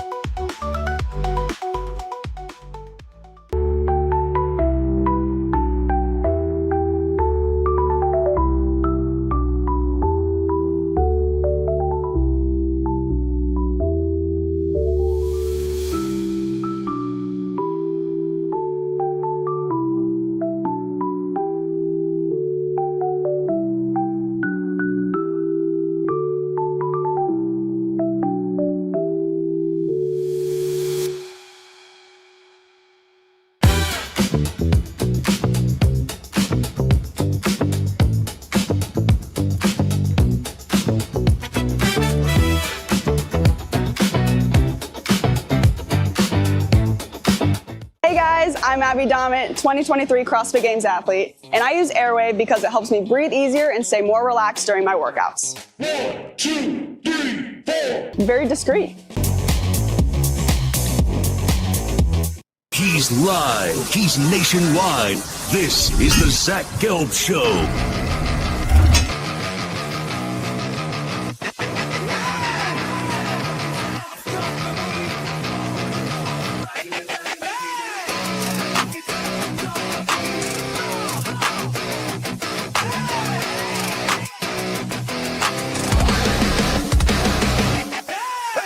Here's your host, Zach Gelb. All righty, welcome back in. It is the Zach Gelb Show right here on 365 Sports. Excellent, and I mean excellent conversation with Josh Pastner. I'm always a huge fan of his. I actually interviewed Josh when he was, I think it was when he was at Memphis, maybe? Yeah, I think it was when he was at Memphis, and he came on my college radio show, Garrett. And then out of one of the Super Bowls when I was with CBS Sports Radio, it was in Atlanta. Mm-hmm. It was the Super Bowl 53, where the Patriots beat the Rams for the second time. Right. And Josh Pastner, right, with it being in Atlanta, and him being the head coach of Georgia Tech, he was smart. He went to Radio Row on a Monday or a Tuesday. They also had Jeff Collins, who at the time was the former coach at Temple, then was the coach at Georgia Tech. So they had both those guys there. I walked up to Josh Pastner and I said, Josh, like, I haven't talked to you in years, but my name is Zach Gelb. He's like, Zach Gelb, I remember you. He goes, I did an interview with you when you were in college. What? Right on the spot. That's awesome. I kid you not. And he goes, we were talking about Philadelphia, and I shared some story about, like, it was his father, his grandfather would take him to games at Veterans Stadium, and they would sit in the upper deck with the Eagles fans. So he's always been great. But that story last year was a true story. And I looked up the date today. It was a year and a day. So he's on the show. He looked like he was being held hostage. I kid you not. Because he joined us a lot through the season and through the tournament. He's always great with us. And one day he was on, like, his backyard deck, and it was a nice setup. The other day he was, like, in this cool-looking office. Another time on his kitchen table. And he was in a room where it looked like he was, like, hunched over. It was a white wall. Like, if you took these New York City skyline pictures off the wall, it would be that, just a white wall. And I said to him, I go, you're going to get back into coaching? Because I kind of got the sense that he was interested. And he goes, I love the job I have at ESPN, but I'd be lying to you if I said I didn't want to get back into it. And whenever we have him on, it goes so long because he's such a good talker. And, a site like this, I could just, take him as ever long as I want. When I'm doing radio, I got a top of the hour automatic hard break on network radio. So I was about to say, I'm like, can I squeeze in like 45 more seconds? And it was tight up against it after he said that answer. Yeah. And I said, I got to lay out. But I almost said, the last time we had an ESPN employee on that ended up telling us that, discussing his future and got a job immediately afterwards, it was Dan Mullen, who's at UNLV. Yeah. So when that came out, that it was Josh Pastner gets the UNLV job after coming on with us, Dan, same thing kind of happened. I couldn't believe that. And I was wondering when I was going to bring that up in the conversation, but you saw his face light up the moment I brought it up because I texted him. After it happened, like, congratulations. And let me see where it was. Hold on. Sorry, I had a bunch of messages with him. I texted him that night at 10 p.m. Eastern time. Thanks for coming on today and congrats. And I wrote, funny, I was going to make a joke when we were talking about your future that the last coach from ESPN who said on my show he loved TV and will only go back to coaching for the right fit was Dan Mullen. He then didn't get back to me until March 28th because he told you right away I had to go hit the recruiting trail. That was a crazy day, Zach. Absolutely crazy. But here we are. So Josh Pastner, just one of the great dudes, really. So just for because I want to know next time off the record, I want to know what that school was. I want to know where he was interviewing. Yeah. So I was gonna ask him. Yeah. I don't think he was gonna tell me. No. And I don't know. It seemed like when he was on with us towards the end that there was someone coming into the room, so it seemed like he had to go. But I wanted to ask him, but I didn't want to put him in like I had no problem putting him in that spot, but I don't think he would have gave us the answer. I don't think he would have either. But yeah, and it's not like my career is going to be on the line that I don't ask him that. Maybe I'll ask him that the next time he comes on the show. I would imagine it's a school smaller than UNLV if he ends up taking the UNLV job. Probably so. So I don't think it would have been a major job. Anywho, let's get into the future of UNC basketball. You have a list of 5 names. Now we're going to do this. Yeah. If you were the athletic director. Okay. Right? So Garrett Ross is the athletic director. Zach Gelb is the athletic director. Go from 5 to 1. Okay. 5 who you would take, but is the least interested person in your opinion. 1, the guy you'd be most interested in. Go ahead. Number 5, I would go Tommy Lloyd, which is funny because Coach was saying that would be his number 1. But I think there's still question marks of can you win big? Now, granted, he has an opportunity to silence all of that given this tournament. But he would be my number 5 right there. Okay. Yeah. Oh, do you want me to give my number 5? Okay. My honorable mention. I have to give an honorable mention. Okay. And at number 6 was Tommy Lloyd. Okay. I think Tommy Lloyd is very similar to Ryan Day in terms of you look at it. He has Ryan Day was at Ohio State as head coach for 6 years. He won a national championship in his 6th year. He had 10 losses before he won a national championship. Stupid good numbers, but he couldn't beat Michigan. And then he eventually, even a year where he lost to Michigan, everyone wanted him fired. He went on to win a national championship. It happened for him. When I look at Tommy Lloyd, I think it's similar. There's not a lot of losses on that resume, but he's never got past the Sweet 16. Right. I really think the candidacy of Tommy Lloyd is going to come down to Arkansas. Now, I personally think he needs to get to the Final Four this year. I think it's embarrassing if he doesn't get to the Final Four. But if he loses to Arkansas, I do feel as if people are going to kind of quiet down at UNC on Tommy Lloyd, because then people are going to say, well, the goal is to go win a championship. Yeah. Look at the rosters you've had. Look at the wins in the regular season that you've had, and you just haven't got the job done. So I had an honorable mention of Tommy Lloyd in at number 6. My number 5 is TJ Otzelberg. Okay. Now, with $4 or $5 million in NIL at Iowa State. Yeah. Look at what he could do if he could get $12 million or $14 million, whatever it would be at UNC. I think the guy is a tremendous coach. I saw Rick Pitino said earlier today, I think it was Adam Zagoria, that if he was making the hire, he doesn't think Billy Donovan is going. He said maybe it could change, but right now he believes that Billy Donovan's not going to leave the Bulls in season. Right. I don't think then that UNC would wait if that was the case. But he then said, go hire TJ. I think TJ is a tremendous coach. My only concern is when you're at Iowa State, not a lot of pressure. Yeah. You go to UNC, I think he could handle it. I just don't know how he would handle it because he's not in this major program or in a major market. But the job he's done with the lack of resources that he's had at Iowa State, I think he would be an excellent hire. But if I was running the search, he would be my 5th choice right now. Number 4 for me is Nate Oates. I think that for me personally, I never even considered Alabama basketball. It was never on my radar until Nate Oates got there.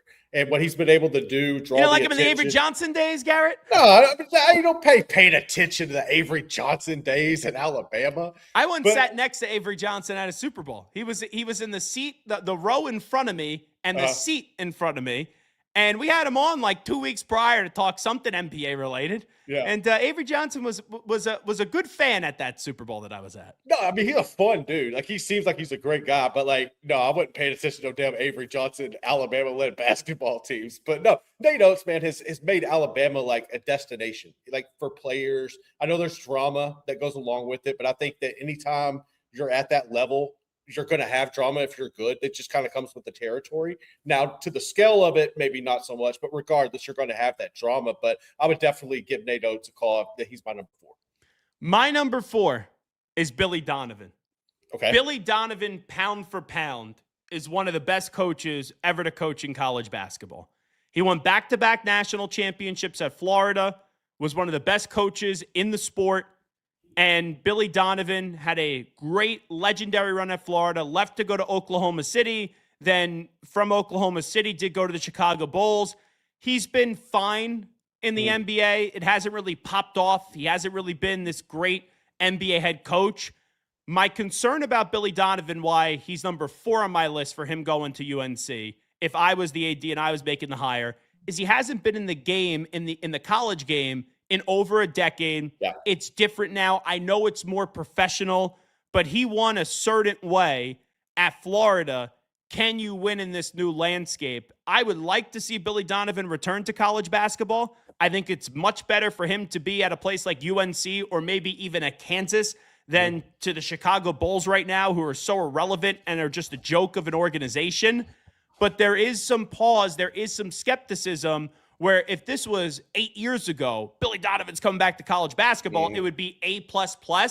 Right. I would just say this is probably a B+, but it would kind of give you that feel of the Carolina way, right? The UNC way, a guy that's a winner, a guy that's classy, and a guy that is different, but it could also blend some of the same principles that you had from Roy Williams. So I do think Billy Donovan, if you put a gun to my head, could Billy Donovan win another championship at UNC? If he came back, I would say yes. But there is some skepticism just because we haven't seen him in a much different college game in over a decade. Number 3 for me is Todd Golden. I think you already you're young, you're passionate, you understand the game, you got a championship under your belt. You're kind of in the same area or region. General, it's not that far from where you're at in Gainesville to going to Chapel Hill. And also, as much as you win at Florida, and this kind of be the same thing with Nate Oates, but more so with Golden because he's already won the championship there. And going back to Donovan, we've seen the 2 championships. Florida is always it's always a football school, right? So if you're able to go and become the face of a basketball school and get the funding behind you, I think Todd Golden could have a long, successful career at North Carolina. In at number 3, he was your number 3? Yeah, he was my number 3. My number 3 is also Todd Golden. I think Todd Golden, what he did at San Francisco, that he gets the big job at Florida, instantly wins a championship. He's a heck of a coach. This year, they turned over the roster pretty much for the most part, and they were a number 1 seed. Yes, they lost to Iowa. Yes, it wasn't a good coaching matchup, but he just won a championship at Florida. He goes to UNC. I think he could win a championship as well. Number 2 for me is Dusty May. I don't think it's going to happen. Just kind of what we heard from him directly from him yesterday. I don't think he's going to make that move. But the track record's there for itself. Why would you not want that guy to be your coach? Like kind of in the same vein there, you're at a football dominant school. You could go be the face of a basketball dominant school. He would just makes all the sense in the world. Here's the one thing I'll say about the Dusty May interview yesterday. And I wonder if the answer would have been different if the question was, hey, if UNC opens or a school like Kansas opens, would you be interested? That's fair. There is part of me that would say, I think he would say, I'm happy at Michigan, and right now I'm just focused on going out there, winning a championship, and putting all of my effort into that this year. I'm not thinking about any other job.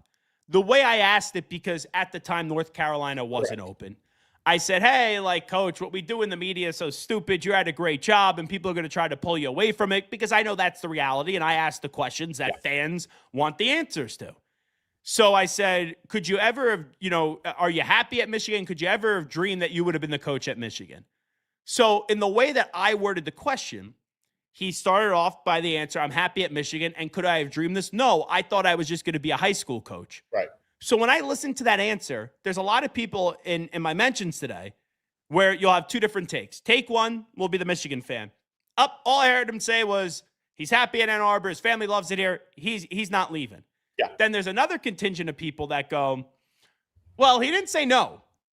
Like, he didn't say, like, I am staying at Michigan, and then he made some joke, and we've seen a lot of coaches before, like, look at Roy Williams, how emphatically he denied it. When he was at Kansas and ended up being the coach of UNC. Nick Saban. I'm not going to be the next head football coach at Alabama. I'm the coach of the Dolphins. And look what happened there. I'll talk more about Dusty May in just a bit.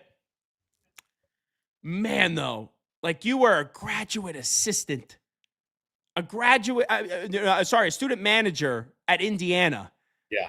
Like 10 years ago, if you tell me you could have been the head coach at UNC or the head coach at Michigan, it's a no-brainer, slam dunk. You're being the head coach at UNC. But you go to be the head basketball coach at UNC, you're the number 1 guy.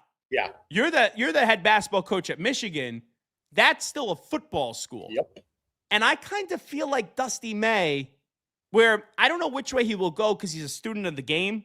Mm-hmm. And I could see him saying, oh, I need to go be the coach at UNC. Right, that's a top 3 job. Yeah. But then I could also see him saying, I have everything I need at Michigan. Yep. I have a team that could win a championship this year.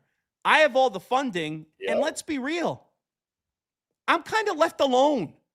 I could do what I want. I don't think it's crazy to say in the year of 2026 that you'd rather be, if you're already there, and having success, the head basketball coach at Michigan than it is at UNC? No, I mean, I think that's an argument that you could have and you can make. The pressure, like, you bring up a really good point with that. You're not that guy. Like, you're going to get overlooked by the football coach. That's a really good point. It's a really good validation. All righty. My number 2 guy here is Nate Oates. Okay. Everything you said. What was Alabama? Nate Oates took Alabama to a freaking Final Four. Yes. They are consistently the highest scoring team in the country. They just lost their second leading scorer, and controversy, 2.2 pounds of marijuana. But they're still in the Sweet 16. And they beat Texas Tech, right? Yeah. Yeah. That pregame show, and I took Alabama in the game. Mm-hmm. But that pregame show, every single person that was on that set, I'm taking Texas Tech, I'm taking Texas Tech, I'm taking Texas Tech. And Nate Oates won the basketball game. Yep. And it wasn't even particularly close. This dude's an unbelievable coach. And remember, he followed Bobby Hurley at Buffalo, did a good job at Buffalo, then goes to Alabama, and they have been consistently a big-time contender. Yep. If I'm UNC, and I could see Nate Oates in that Carolina blue. Now, there's a lot of controversy with Nate Oates. A little bit. With the murder inside the program, big, serious things. Now the player getting arrested. But the guy's allowed on a sideline, right? Yeah. He's allowed to coach.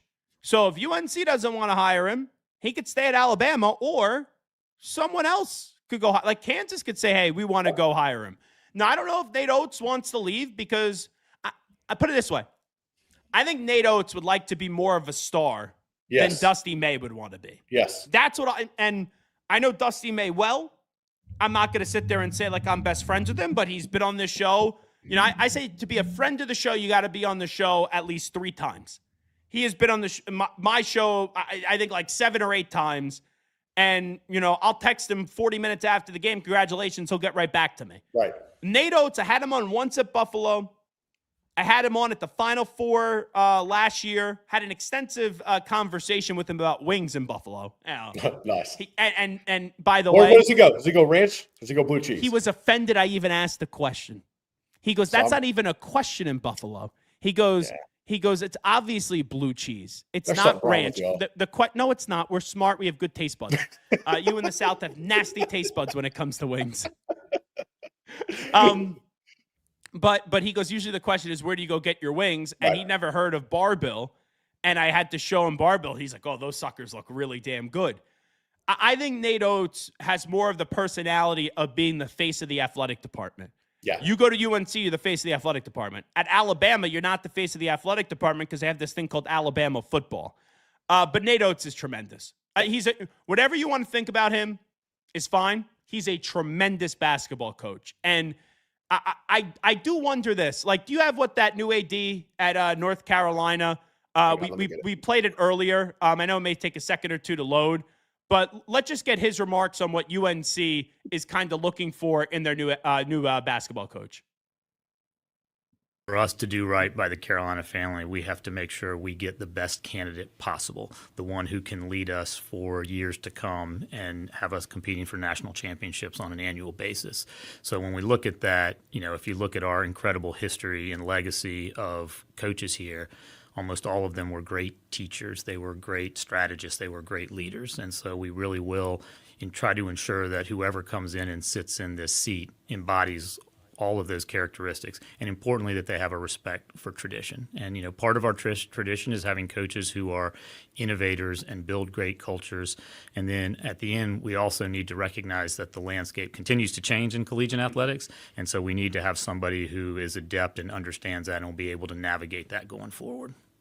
And that's Steve Newmark, who's going to be the new AD at UNC. So we play you that, Garrett, and there's a lot of boxes, right, that you could check off for Nate Oates. There's a lot of boxes there that you could check off for Todd Golden. When they get to culture's a very ambiguous word. Yeah. And there's many definitions of culture. In terms of creating a winning basketball culture, Todd Golden has done that at Florida. Nate Oates has done that at Alabama. But when you look at the off-the-court issues, for Todd Golden and for Nate Oates, does that fit into a good UNC culture? That is what I'm wondering.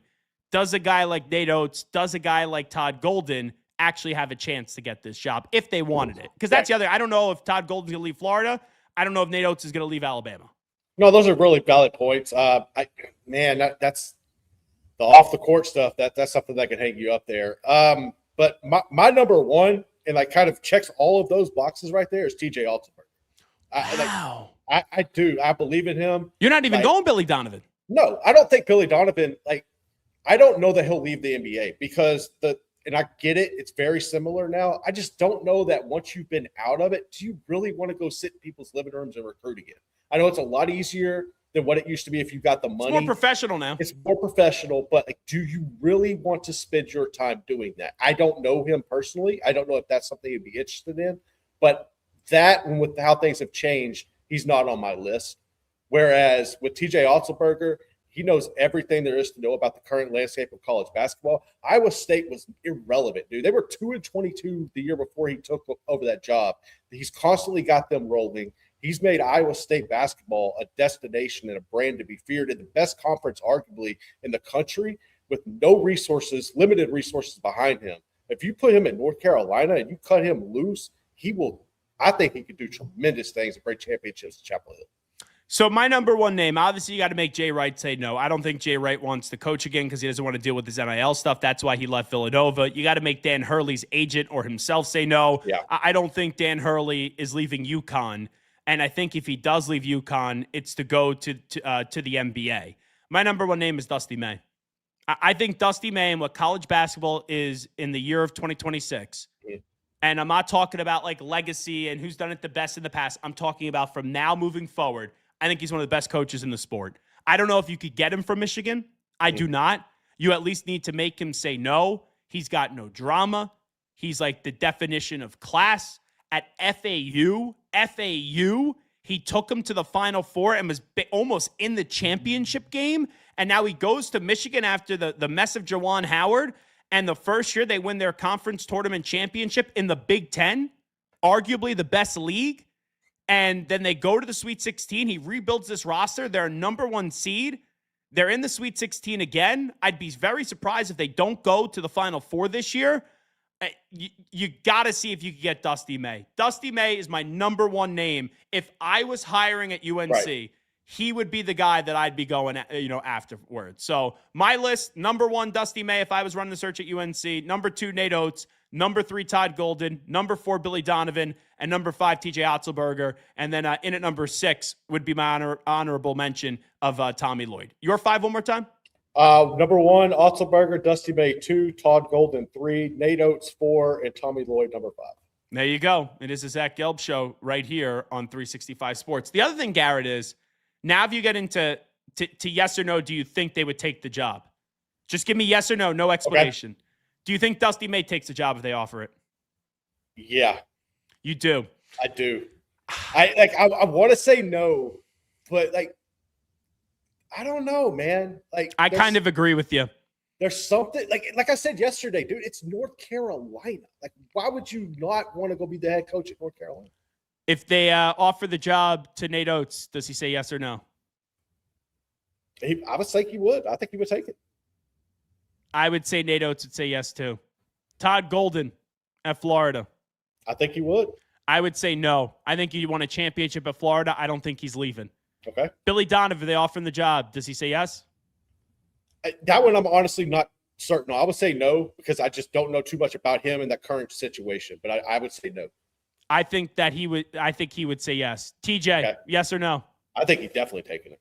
Yeah. I think that's the guy that without a doubt, like you could say, oh, maybe Dusty May stays at Michigan, maybe Nate Oates stays at Alabama, maybe Todd Golden stays at Florida, maybe Tommy Lloyd stays at Arizona.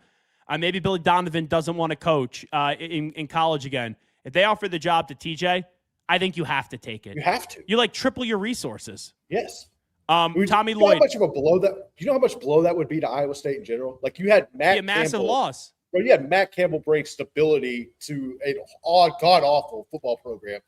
Otzelberger, and then they both leave for bigger jobs. That's where you're at right now in the Big 12. There was a time where they lost Fred Hoiberg. Yeah. And they eventually, years later, found TJ. Correct. Do you think if they offered the job to Tommy Lloyd, would he say yes? I don't. I think Arizona is on par with North Carolina. I think you have the resources there. I think he would. To me, it's difficult to leave a job like Arizona for North Carolina. It's more difficult to leave a job like North Carolina for Arizona than any of these other jobs that we've talked about. I think Tommy would say yes, but here's the caveat. Also, how does these coaches' success factor into this conversation? Right. Because you look at it, Dusty May could be going to the Final Four. Nate Oates is probably not getting to the Final Four this year. Todd Golden, we know, is out. Yeah. TJ's still alive, but I don't think he's going to get there. Tommy Lloyd should be in the Final Four. We'll see what happens after Arkansas. So I kind of wonder.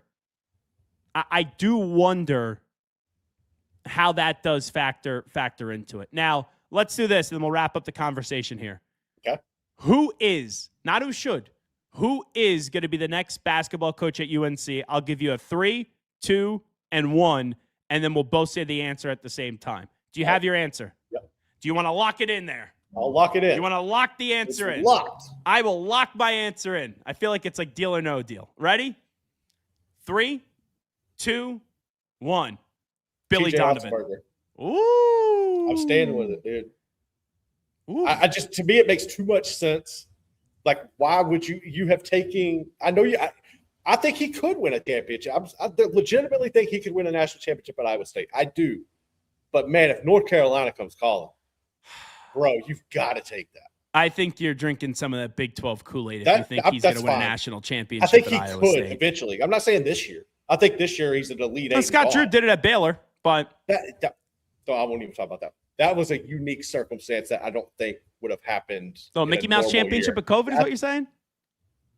I just think maybe. You got to be careful. You're in Waco. You don't want I don't anyone care. to assassinate you when you walk outside the. Come get me. You know where I'm at. Outside the studio, especially with some of the things that have gone on in the background in that studio. Man, the electricity went off this morning right before JMO. It was a whole fiasco. Really? But I'm here, buddy. I got you on. Paul could fall on you. He could kill you. You saw accidents outside the studio yesterday. You never know what you're going to get. It's just an absolute mess. All righty, this is Zach Gelb Show right here on 365 Sports. When we come on back, we'll talk about some quarterbacks that are new places for this upcoming year. Plus, we got some updates on the future of Bill Self, and also we'll get into a little buyout options as well when you take a look. Oh, and Will Wade. We got to talk about Will Wade. But actually, real quickly, the buyout situation, because this is important.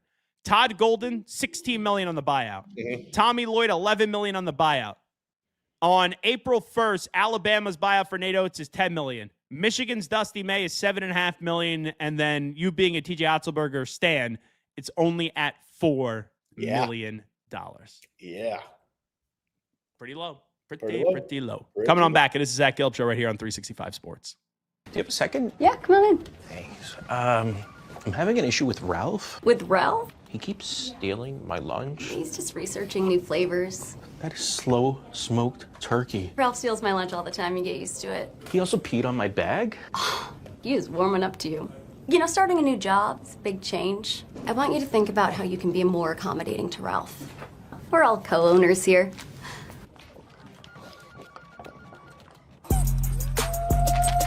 If I'm only wearing one suit this summer, it has to be Tuileries Performance Linen. It's wrinkle resistant, machine washable, and built with stretch and breathability that actually moves with you. It'll keep you cool, sharp, and stress-free at your next event.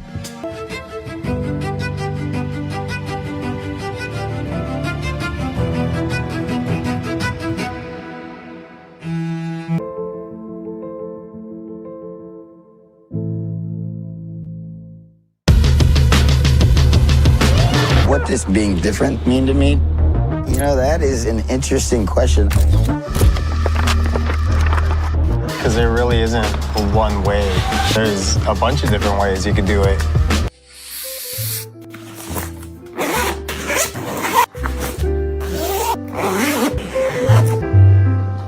But love is passion. Someone you can't live without. What do you want? What's that really good non-alcoholic beer I keep hearing about? Do you have that really great non-alcoholic beer that I keep seeing? You mean athletic? You're looking at it. It's athletic. Ask for it. He's live. He's nationwide. This is the Zach Gelb Show.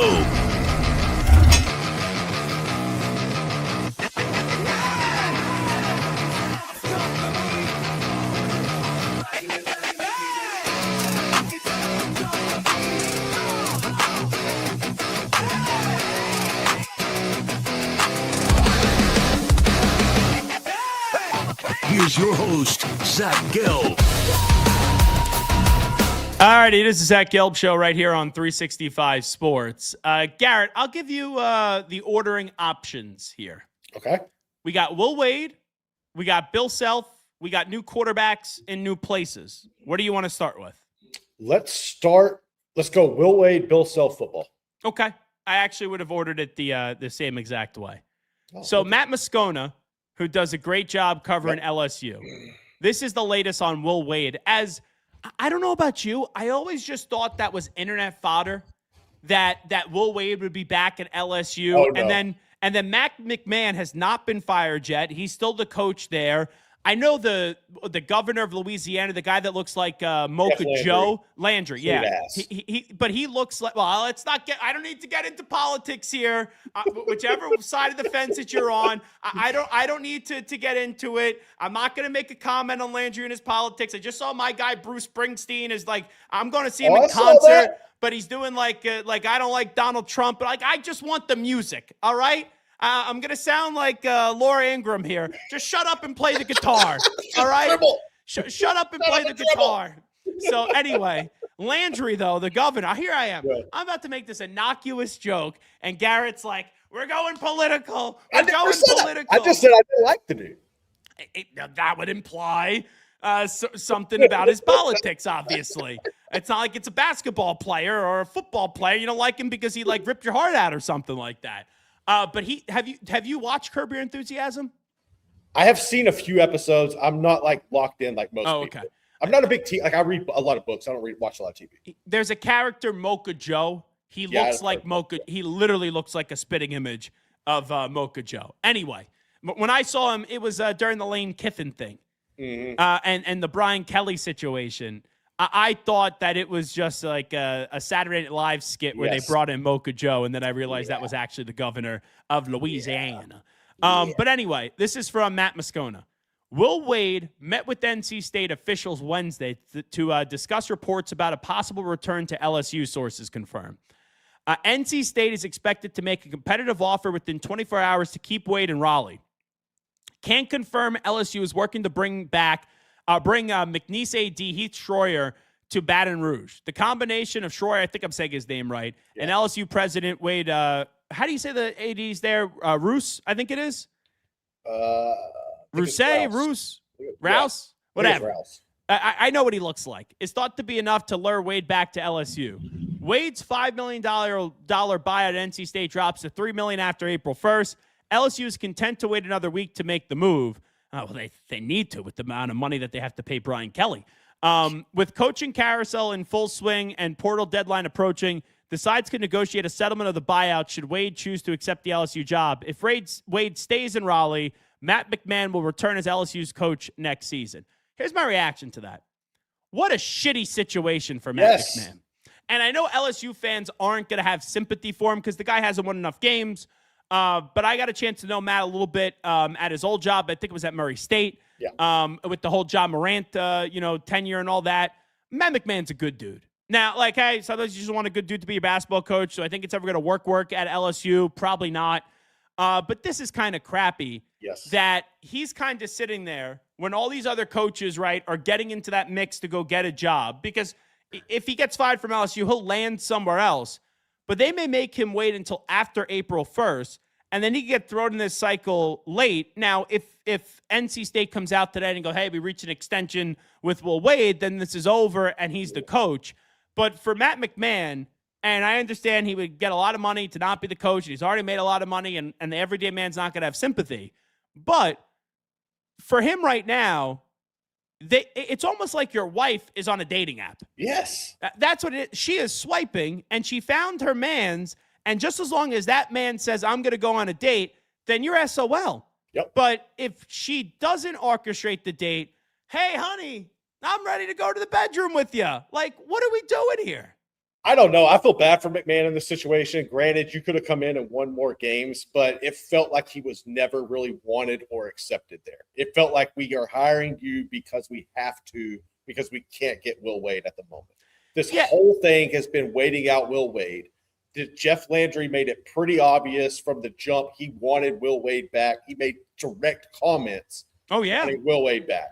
Like, I'm an LSU fan. Didn't he say after the whole Brian Kelly Lane Kiffin thing went down, he's not going to continuously get involved with the LSU athletic department? His dumbass also went and got the Florida, the damn Omar the Tiger from Florida to put him on the sideline. Get me on the. I hate that dude. Anyway, it's not even politics.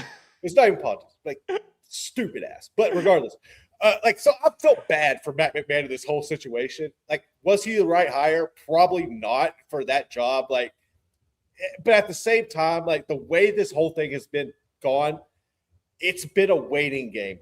Everybody wants Will Wade back there because he took that program to levels they've never seen. My thing is, I was a big Will Wade fan. Like, I thought they should have kept him. But after things have progressed, and I know he took McNeese to the tournament, and I know they had that nice run and everything. NC State was a complete disaster this year. Mm-hmm. So and he's already made the comment. Well, hold on. They did make the first four though. Yeah, dude, you're right. You're right. They did that. If you're saying he even said, he goes, "This is the worst we're ever going to be." Yeah, no, that's fair. I mean, he's going to win. It never felt like that was the right move for him. But then he made the comment last week that like Baton Rouge wouldn't be the right place for his family at this time. And then it's I will only come back there if the AD because he's eating too much, maybe. Yeah, they're going to screw Matt McMahon.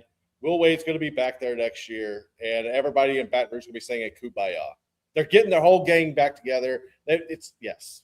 I think that Will Wade is a slime ball. Let me be clear. But you kind of need to be an a-hole to be the coach at LSU. It would be perfect. You would have 3 slime ball a-holes as your coach in men's and women's basketball and football. I think Will Wade's better to equip there than Matt McMahon, and I think Lane Kiffin's better to win there and is more equipped to win there than Brian Kelly. And ultimately, it comes down to winning. I think Will Wade, he's going to get the job. Yeah, he's getting the job. And he wants the job, too. Yes. He don't want to stay at NC State. He wants to go back to LSU because that's where it was great for him. My thing is like, but you're an LSU fan. You wouldn't want him. Look, I'm not saying I wouldn't want him. I'm just you may be the only LSU fan that would be upset about them getting Lane Kiffin and Will Wade. I do not. John Summerall should have been the football coach. I will die on that hill. John Summerall should have been the football coach over Lane Kiffin.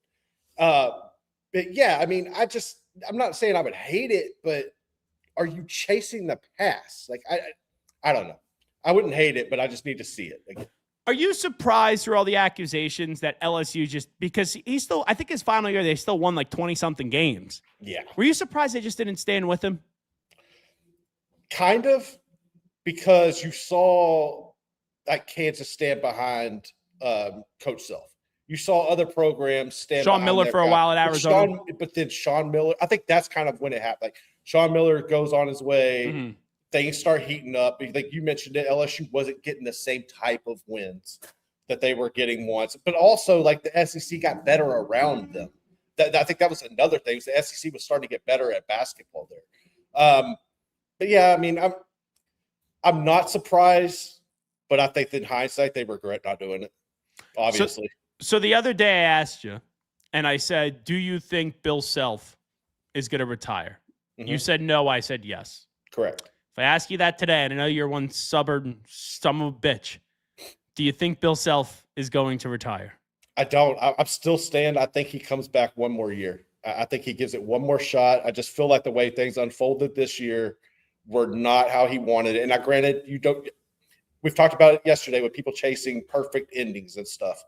I'm not saying he's chasing a perfect ending, but I think he wants to go out where there's no question about his ability of having the control of that program, being the man. I just think we get one more year of Bill Self. So Bill Self and Urban Meyer both had legitimate health issues. But, like, I don't think Bill Self ever used the health issues as an excuse. No. Where anytime Urban Meyer didn't win a game, you would think he was having a heart attack on the sideline, and he'd be falling down with like his face just buried into the ground, and you thought like he died. And we saw that at Florida, and we saw that at Ohio State. I do feel, though, as the situation with Bill Self is different, and with how much more stressful now it is to coach, with how more difficult it is, even when you get the creme de la creme guy like a Darren Peterson, he was a pain in the ass this year. His representation was a pain in the ass. You also see guys like Jay Wright get out of the sport. You saw the Virginia coach, Tony Bennett, get out of the sport. Bill Self's legacy is already established. Correct. He's already one of the greatest coaches to ever do it. I do think that he's out. I do. I think he's going to retire. Now, he's got to make up his mind soon. Right. And the UNC situation drags his ass to the fire even more, because if you are moving on, I think UNC is a better job than Kansas. I do personally, slightly. But a lot of the candidates will be similar. Yeah. And now in a totally different era of things, the established brand that if I could say, oh, I'd rather go to UNC than Kansas, the prospective candidates may think differently. I think it's the toughest now to predict who's going to take what job. Like, we just had a segment where we talked about how Nate Oates may stay at Alabama, how some people believe TJ Otzelberger will stay at Iowa State. People believe Todd Golden will stay at Florida, Dusty May at Michigan.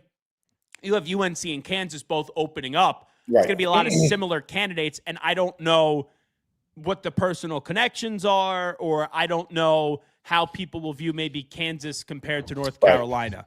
But we did hear from Bill Self today, sort of. There was this fake report out there that Bill Self was retiring, and it could end up being right. Like, I do think he's going to retire, but Jeff Goodman talked to Bill Self today, and Jeff Goodman said that Coach Bill Self told me that there is no truth to the fact that he will announce his retirement today. Said he is still in the process of making a decision on his future. I think that he's 90% in. And then in the next 2 days, by the end of the week, does he just get some cold feet? Do you know how fascinating that would be? I was talking to Paul about this morning. If he does do that both of Roy Williams' successors would have left and the jobs would be open. Like, that's kind of crazy. Fascinating. A lot longer timeline on Bill timeline. Self. Yeah, a little different.